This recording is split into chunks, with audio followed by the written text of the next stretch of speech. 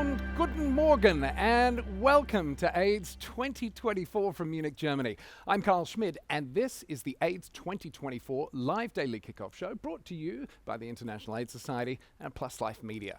We are coming to you live from the Global Village, the heart of the conference, every morning at around 8:30 Central Summer Time, and we're also available on demand.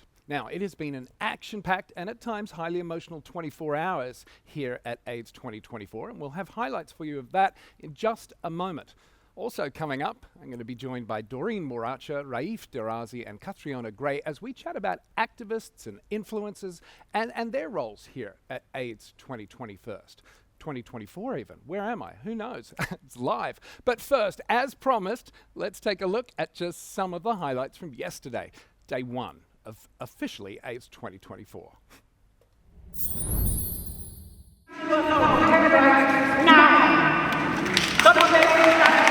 It wouldn't be an international AIDS conference without a demonstration or two, and members of the trans and gender diverse communities made their voices heard at the official opening ceremony of AIDS 2024.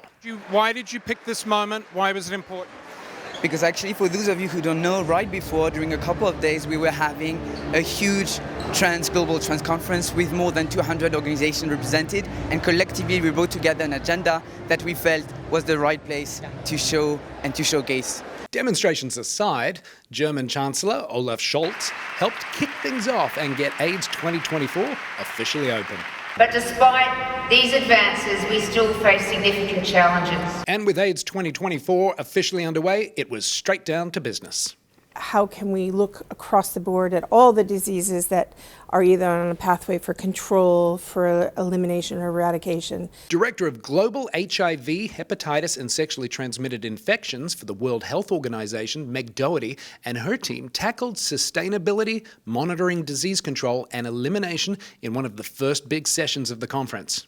Scientists, doctors, global scholars and activists all went back to school for U equals U University. Among the important topics covered, implementing and scaling up undetectable equals untransmittable. If you want to know anything about HIV, it would be U equals U because it gives you hope. It gives you a template, like, so, I just take my meds. If they could be once a month, awesome. If they could be once every 6 months, even better. But if I take my meds, even just every day, I don't have to worry about anything. Conference attendees also had a unique opportunity to hear from yet another patient cured from HIV. So I think I did a lot to support science, and of course I wanted to be assured that the HIV reservoir is not there. Meanwhile, over here in the Global Village, people had a chance to experience a musical on community-based approaches to HIV.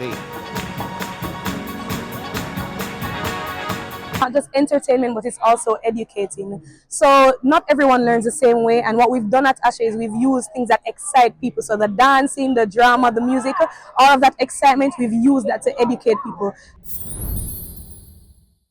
What an amazing use of song and dance, and it really is incredible talent. And I love how that they're sharing such empowering stories through artistry. Now, if you thought day one was busy at AIDS 2024, well, just you take a look at some of the incredible things that are going to be happening here today.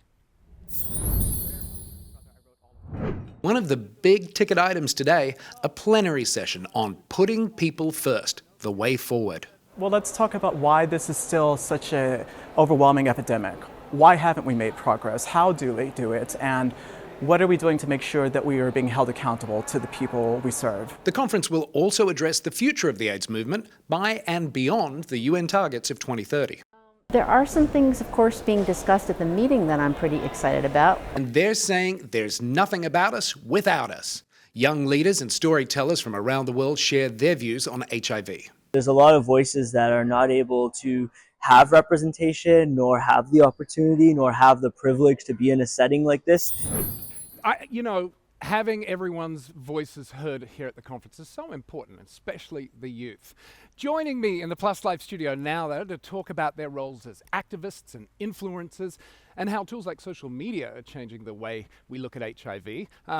From the Philippines, Miss Universe 2018, Catriona, fellow Plus Life Media contributor Raif Derrazi, and one of my favorite people in the entire world, the founder of My Beautiful Story, the beautiful Doreen Moracha. Good morning, all. Thanks for getting up early and starting your day with me. Well, with all of us. I want to talk about, because you all use your platforms so well to fight stigma, to talk about HIV. So that's the topic of our conversation. Yeah, and Catriona, yeah, as I said, Miss Universe 2018, you're very popular in the Philippines as well. What is the reaction like when you're able to do your advocacy work or talk about HIV back from your followers? I think they partake in the learning journey with me, because I always say I am just a student in this position as well as an amplifier. I never present myself to be an expert in any field. I learn every day, and especially here at the conference, it's such an incredible opportunity to continue to learn. But the response is usually one of curiosity. Sometimes there is a little bit of misunderstanding, which needs further clarification, which is the role of the community organizations that I also work with, because I am merely an amplifier. My platforms were gained through a beauty contest and through the other work that I do, but the messaging that I put out there, I hope would serve the purpose of inviting people to know more and to care more, because it's not just something to be separated by a statistic. It's not us, and something that doesn't address us means that we don't care about it. Yeah. We need to also take part in the plight of everyone. Right, and you know, you mentioned something there, disinformation, right? There is so much disinformation that gets put out, especially when you take something like a topic like HIV or anything to do with LGBTQIA+. So I'm curious, none of us are medical professionals that I know of. I don't have a medical degree. You know, we are activists and we are very passionate. Some of us are living with HIV. Advice, Raif, what would you say are things that people should be cautious about when turning to social media platforms to get advice?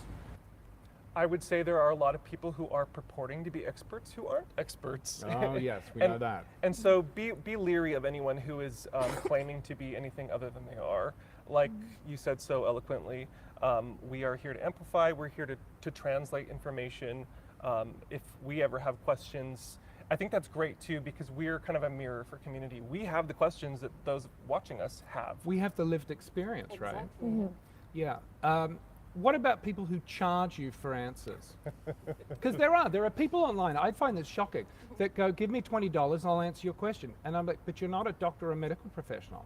Truly, I mean, it's upsetting for me on a moral level, especially knowing that there are so many resources that are free and people and organizations who want to help for free. I think it's anyone who's charging money, that's off the table for me. That's not okay. It's almost like, you know, someone standing on the street waiting for tourists to say, here, I'll sell you this like map of the city. It's the snake for $20. Oil. It's the snake oil. 100 feet down the road, they're handing out maps for free. Yeah. So yeah, there are so many resources, not just for information, but for testing, for treatment, that you can get it for free. Yeah. Catriona, you work with a bunch of these organizations. Yes. Tell me a bit about those, so how you get that messaging out so that people who are newly diagnosed, who are frightened, who feel completely alone, because sadly, thanks to stigma, that's how we've made the diagnosis process these days. How do the organizations you work with help? Or how do you get that information out to people? It's really communicating what is available out there, should they wish and choose to pursue it, because I think there should always be the advocation of a choice. We have an ongoing campaign in Philippines and also in Thailand, #WhatWorksForYou. And it's a status neutral approach that really presents the choices of HIV prevention, awareness and testing, and allowing the client or the person to choose what best route that they want to take for their sexual health. I think people can get overwhelmed by the presentation of a lot of information. I'm one of those people. Again, you start throwing numbers and grids and charts at me and I go, I can't deal with this right now. Which is understandable, but what we try to do is create language that is more of an invitation, because of course there is an importance to all that information. None of it is able to be tossed out the window because it serves its purpose, and people should be informed to make the correct decisions for themselves.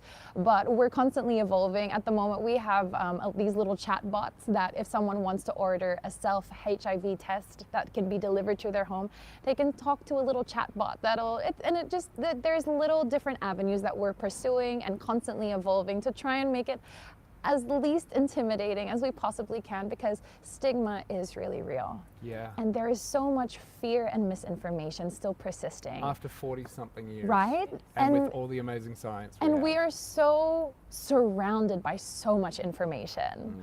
But I think it has gone into the direction that has overwhelmed us. And as you just pointed out and how we talked about, there is that challenge of what information should I listen to?